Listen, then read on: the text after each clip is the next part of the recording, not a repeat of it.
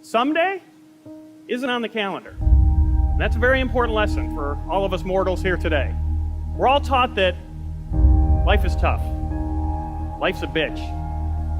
Life is hard. But it's not. It's pretty easy, right? It's pretty easy to skate by and go through life, right?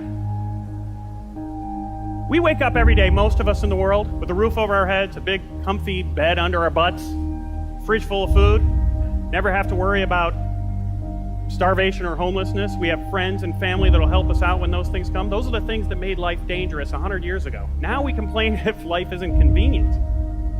This isn't a statement on modern society. This is a statement about motivation. Life is easy. It's easy to skate by.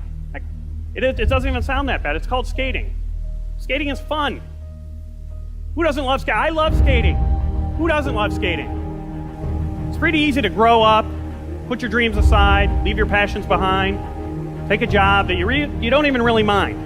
Raise some kids who will most likely be inspired to do the exact same thing. Go from point A to point B to point C until you end up at point Z, where you pass away and there's a line of people waiting to get up and tell everyone else who knew you what a good life you had. Nothing bad about that, nothing wrong with that. But nothing great about it. Nothing inspiring about that. The awful truth is that life is easy. Living, truly living, chasing a dream and truly living is hard. Living is a bitch. Living is tough, especially when you switch it and you ask yourself, what am I dying to do? What is it that puts that fire in my heart? Answering that question isn't the end, though. That's really just the spark. Because once you get that fire burning, you need to feed it.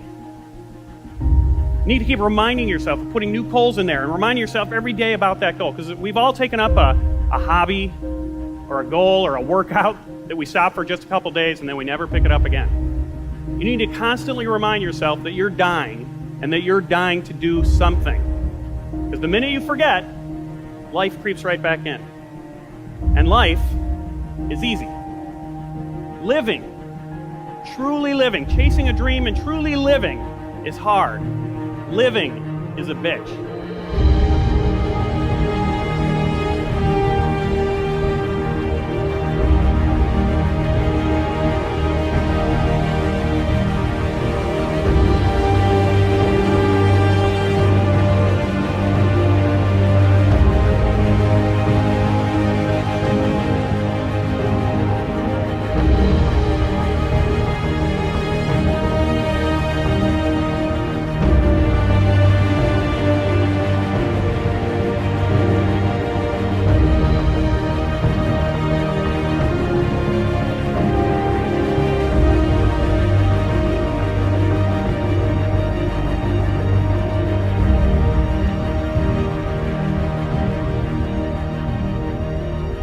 He said, but imagine, if you will, being on your deathbed and standing around your bed, the ghost of the dreams, the ideas, the abilities, the talents given to you by life, but you, for whatever reason, you never pursued those dreams. You never acted on those ideas. You never used those gifts. You never used those talents.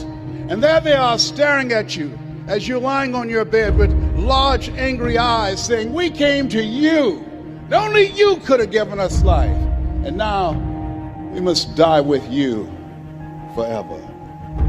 And the question is, if you died today, what dreams, what talents, what abilities, what gifts, what ideas would die with you? One minister out of Bahamas said, the wealthiest place on the planet is not in the Far East where there's oil in the ground. It's not in South Africa where there are diamond mines. He said, the wealthiest place on the planet is the cemetery. There you see potential never realized. There you find books never written. There you find ideas never acted on. Maybe that's why Henry David Thoreau said, oh God, to reach the point of death, only to realize that you've never lived.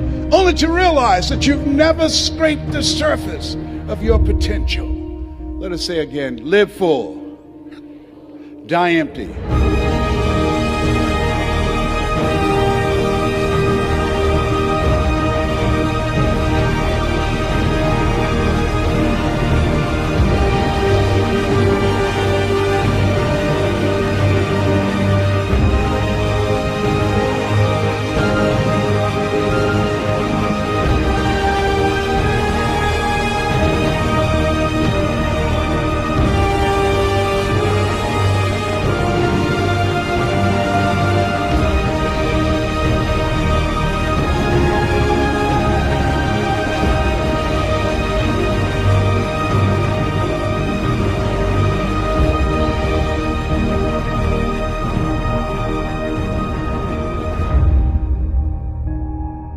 Look, I think the most important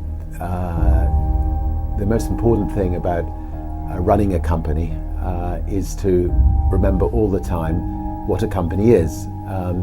A company is simply a group of people, and as a leader of people, you have to be a great listener, you have to be a great motivator, you have to be very good at praising and looking for the best in people. People are no different from flowers. If you water flowers, they flourish. If you praise people, they flourish, and that's a critical attribute of a leader.